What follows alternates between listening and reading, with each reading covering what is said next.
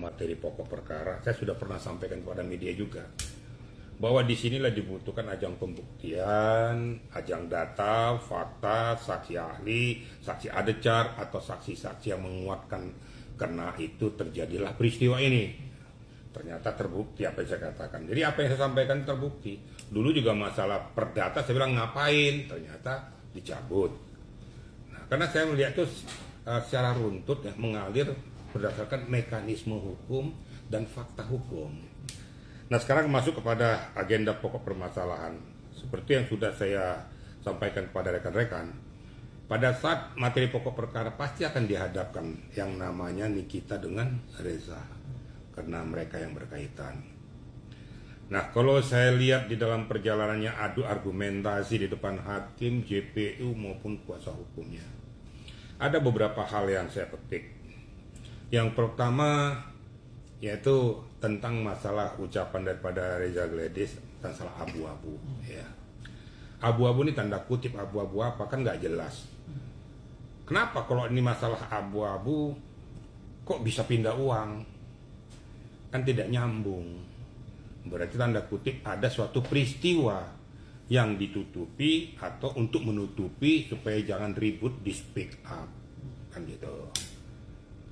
Yang kedua, kemudian kita membuat produk juga depan hakim itu bahwa produk ini, bahwa ini salah satu contoh bahwa produknya bermasalah. Kira-kira gitu kalau menurut hemat saya ya. Nah sebenarnya menurut hemat saya berkali-kali saya sudah sampaikan, ini kan sudah kisru. Ya. BPOM kenapa nggak bunyi untuk memfilter, memfasilitasi atau memberikan tanggapan dan jawaban tentang situasi kondisi itu. Nah, ini kan jadi akibatnya seperti kayak gini. Nah sekarang Nikita dan kuasa hukumnya mulai membuka Pandora itu kan. Apa yang saya sampaikan nggak usah, kau telan sendiri itu. Ya, peristiwa kan sudah korban, buka saja. Sebab asal muasalnya peristiwa terjadinya pemindahan uang baik transfer maupun secara kontan. Nah, ternyata kemarin dibuka bahwa BPOM supaya bertanggung jawab segala macam, kemudian terjadi ini karena ada produk daripada skincare-nya Dr. Reza yang bermasalah untuk ditutupi. Kan itu kira-kira. Nah, beranjak kepada pemindahan uang ini sebab awalnya. Tapi yang saya katakan bahwa saksi-saksi yang disebutkan dalam BAP itu pasti akan dipanggil. Nanti lihat aja. Ternyata Reza sudah mengungkapkan bahwa dalam peristiwa ini ada fasilitator. Fasilitator atau mediator yang bernama Dr. Oki.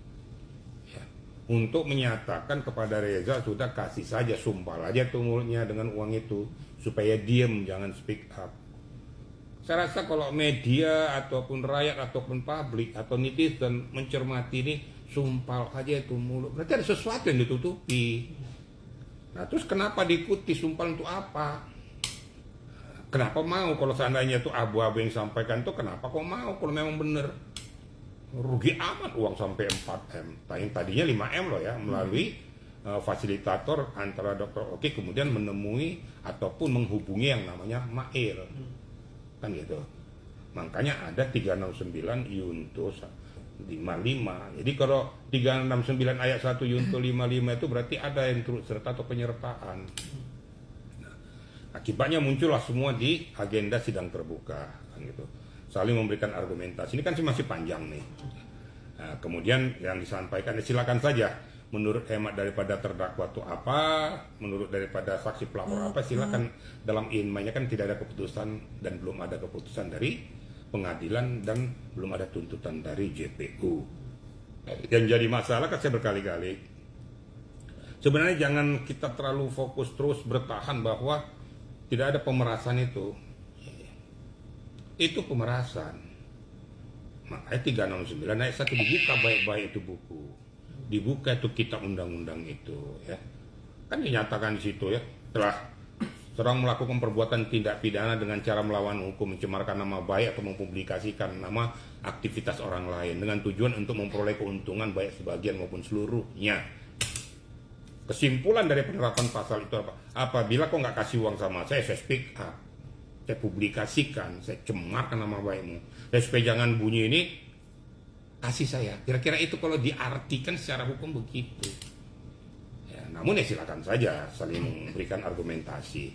Ini kan sudah fakta-fakta persidangan. Nanti siapa lagi yang akan dipanggil? Ya mungkin yang disebutkan ada Doktif juga mungkin nanti akan dipanggil. Nah di fakta-fakta persidangan inilah yang dibutuhkan kepiawaian daripada masing-masing pihak, baik kuasa hukumnya si Nikita maupun kuasa hukumnya daripada si Reza Gladys. Nah, cuma saya berharap pada saat konferensi pers daripada Reza Gladys CS ya, saya kan ikuti. Jangan kelebihan spuyer juga. Nanti terjebak dengan ucapan dan kata-katamu, akibatnya blunder, akibatnya di situ titik critical point kelemahanmu yang diambil dan kamu bisa dilaporkan nantinya. Hati-hati. Jadi lebih bagus hadapin aja sidang ini dengan konstruksi yang ada, gitu loh. Karena dari pihak ini kita kan sudah berusaha untuk bagaimana mengangkat ke permukaan pokok-pokok permasalahan agar ada keterlibatan Reza dan tetap diperiksa. Nah pihak Reza jangan membuka Pandora, dipancing, ya mohon maaf nih dipancing sama media, kebuka, kau punya kelemahan-kelemahan. Kau speak seolah-olah sudah hebat kau speak, padahal yang kau speak up itu justru menjatuhkan kau nantinya. Karena ada critical point yang saya lihat justru membuka kelemahanmu. Saya ikuti semua, jadi itulah kira-kira. Tapi namun demikian, saya kan equal berada di tengah-tengah. Saya tidak berada di satu sisi pun. Saya berada pada tegaknya hukum. Silakan aja nanti masing-masing pihak untuk memberikan argumentasi hukumnya. Yang penting argumentasi hukum itu berdasarkan data, fakta. Sehingga mengalir tidak hanya sekedar yang katanya, tapi fakta hukum, data fakta. Nah munculkan juga saksi-saksi itu, munculkan juga apakah ahli ada. Nanti ahli pidana itu apakah ini mengalir betul-betul sesuai dengan konstruksinya, atau mungkin ada penerapan pasal lain, atau mungkin penerapan hukum yang lain berdasarkan keahlian daripada ahli pidana yang menjadi pegangan ataupun pertimbangan daripada hakim maupun JPU. Nah mungkin ada saksi ada chart. Siapa saksi ada chart itu? Saksi ada chart itu adalah saksi yang meringankan dia bahwa peristiwa ini tidak seperti apa yang disampaikan oleh orang-orang tertentu atau saksi pelapor dan lain sebagainya. Itu kira-kira media ya. Bang, terkait Reza menyeret nama Dr. Oki dan Abang Doktif dan juga kemungkinan bisa jadi the next TSK juga nggak sih Pak? Masalah kalau memang betul terbukti, kan nanti kan di fakta persidangan kan menyeret nama Dr. Oki, ya nanti akan diperiksa apakah bersesuaian keterangan daripada Dr. Reza dengan menggandeng Dr. Oki supaya bisa jadi fasilitator atau mediator kepada pihak Nikita melalui Mail.